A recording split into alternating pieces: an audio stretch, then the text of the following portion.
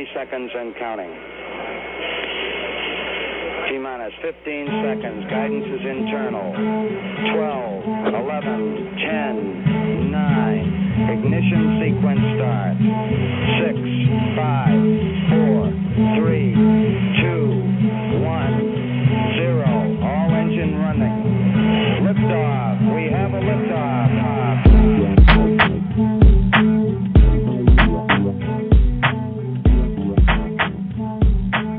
Good evening, everyone, and thank you so much for joining us for another episode of Tech in 20. That's right, folks. We're the show that is covering topics in interactive media, online media, digital media, technology, all sorts of internet goodness and pop culture stuff that happens to pop up every now and then in the world of geeks. So, again, folks, thank you for joining us. If you are wondering where you can catch up with our entire archive of audio broadcasts, point your browser to techin20.com. There you will find literally over 3 years of content. We've done some amazing interviews with some industry movers and shakers, some great business owners, entrepreneurs, and we just continue to roll out some really great content. We've also had some great discussions on pretty much every industry out there. If they're touching media, if they're using media, if media is somehow affecting what they're doing, we are always looking for great content. So make sure you point your browser to techin20.com. And as always, we are your hosts. My name is Louis Sandoval. And my name is Jennifer Navarrete, and this week we're talking about women in business. And we've covered this topic before, but we've got a whole new angle. And we're trying to a fellow Texan to cover this topic. Michele, business. She's also the host of the Women in Business Radio Show, and we'll be told you love that. Founder of Speak Chat, which is a social media chat for the speaker and which also was a topic that we covered recently in reference to Twitter chats. Some of you may know her as Prosperity Gal. Thanks for joining the show, Michele. Thank you for having me. I'm really excited to be here. Michele, we have talked briefly before the show. You actually announced some great news today. So why don't you share with our audience a little bit about who you are and some of the things that you're involved with, because there's a lot of things happening in your world right now. Oh, there certainly is. I just got an email. I was in the first wave of speakers that were accepted for Blog World out in L.A., and we're going to be doing something very, very different. We are taking Speak Chat live, and so we're going to be having it on the stage with a top-secret guest we can't say anything about, and the audience is going to get to participate with us live as well as digitally, and this has not been done at Blog World yet, so I'm really excited to be the innovator for that. I love hearing about cool new things that are going on out there, and the fact that you're able to take something digital and real world and combine it all into one big event at something like Blog World is really, really awesome. Now, let me dig into a little bit about trends, because we're talking about women in business, and I'm just curious, as someone who has such a far reach and really has touched lots of folks in relation to women in business, what trends are you seeing with women entrepreneurs over the past few years that you're noticing that are kind of maybe things are shifting currently, or maybe things are the same? Well, one of the things that I'm finding really interesting, most of us already are aware of the fact that women entrepreneurs are one of the largest growing segments of business owners right now. And it's kind of fascinating to watch who's coming into the arena and how creative they're getting. Just this past week, I was covering the one-woman business conference here that just happens to be in Houston, so how cool is that? I don't have to travel to it. And there was a woman there, actually partners. One, I believe, was an accountant. I didn't get to talk to her, so I didn't get her story, but the woman that I interviewed was from corporate America, totally got downsized, kicked out, booted, and sitting there getting really creative about what am I going to do. And these two women ended up creating a business called Cake Pops. And, cupcakes have been kind of like taken over for the past few years. They've become very adult and avant-garde, and they've taken that idea and actually put them on a stick. And so instead of lollipops, they're cake pops, and oh my God, are they delicious. And it was just kind of really wonderful seeing these women take all the things that they had learned from what they had done in their other world, the entrepreneur, as I talk about them, and start to put it to use for themselves. And I was just really excited to see how they had given so much thought to everything that they were doing. It was beautifully put together. Their marketing materials were fantastic.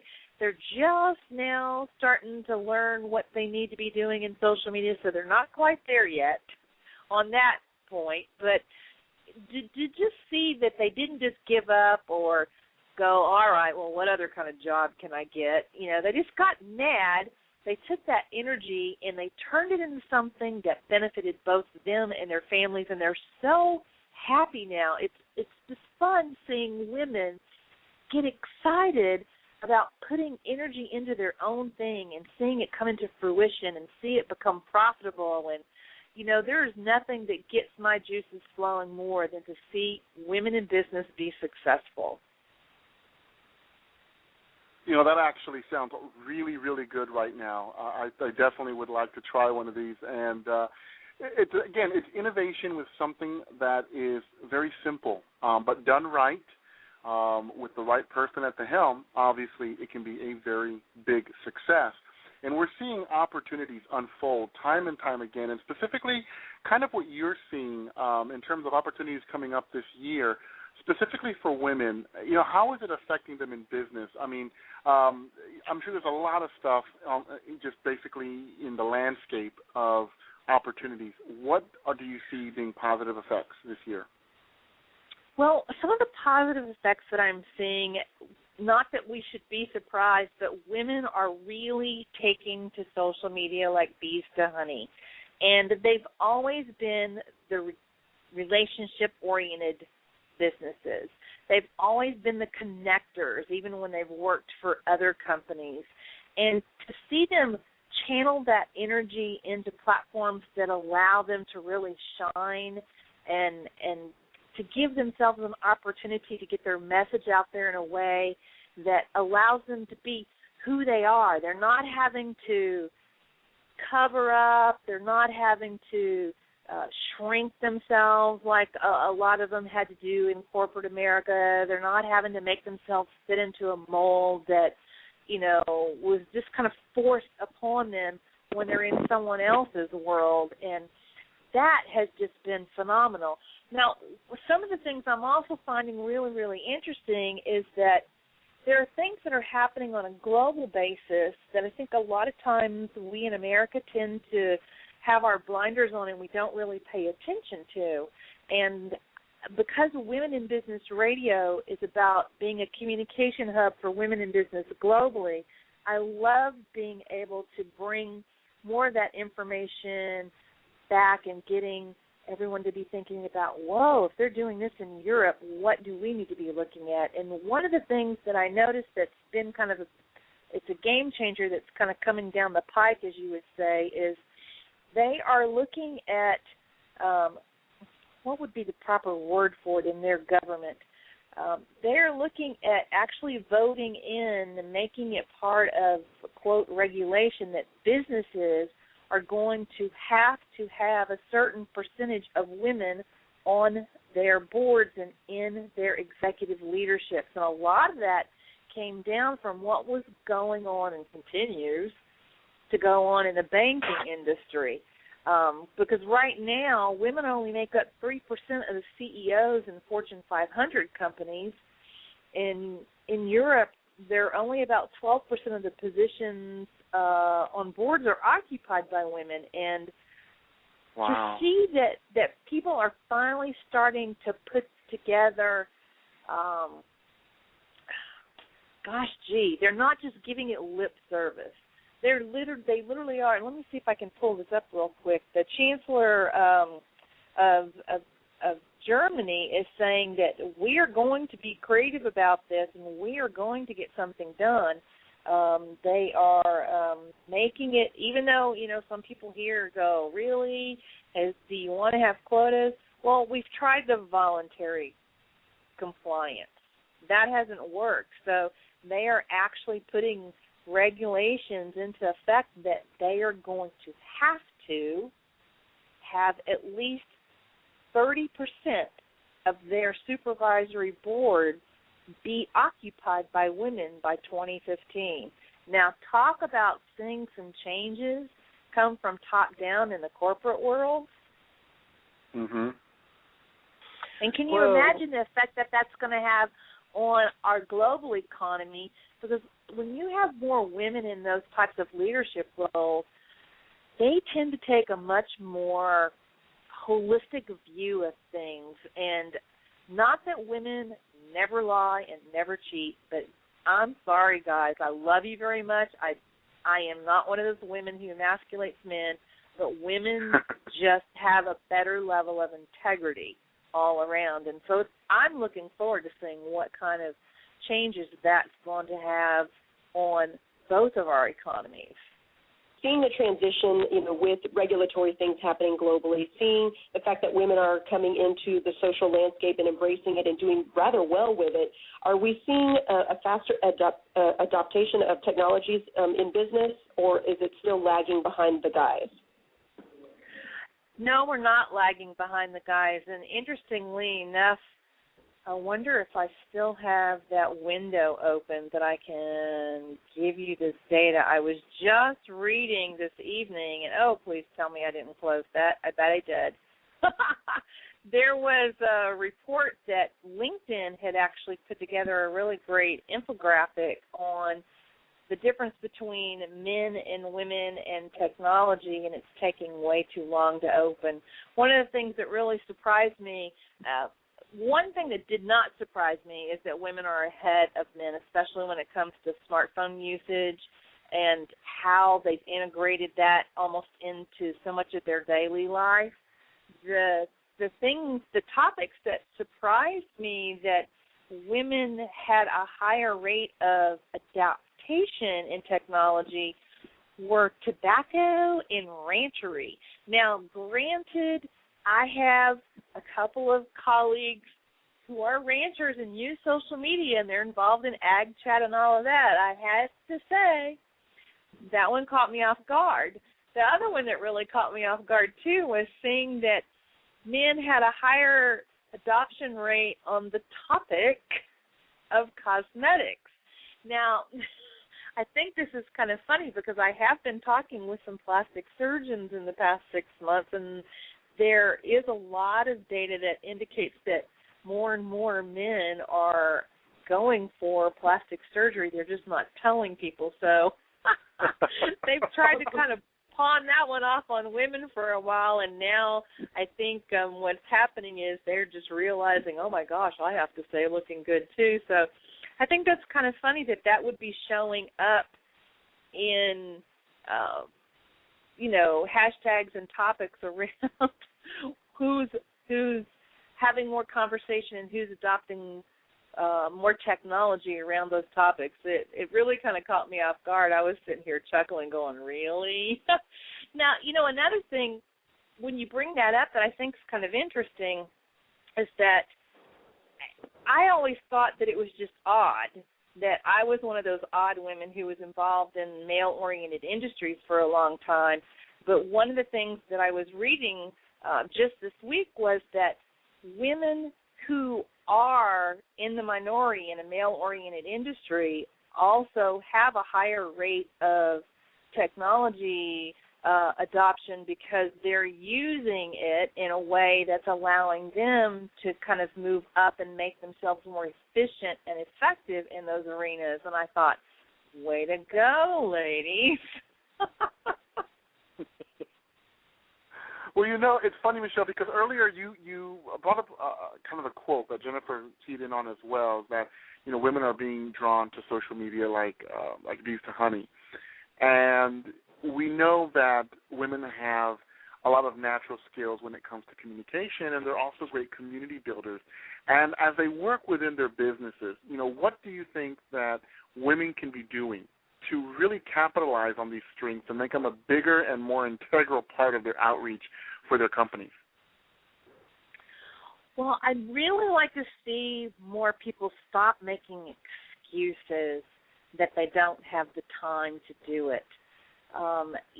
We're really past that. And because women tend to be risk takers when they're entrepreneurs, you're going to have to kind of stand in that space and recognize that business now is social. And you've already got a jump on a lot of people because we're already naturally social. So start putting the tools to use. Be thinking about what is it that you're trying to accomplish for your business this year. Don't just go open a Facebook fan page and throw up a Twitter account and just start talking to talk. Be very strategic about it.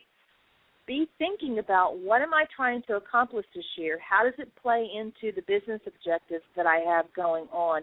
And where am I possibly not utilizing social media in a way that a lot of people are totally forgetting about, and that is it is a huge listening tool.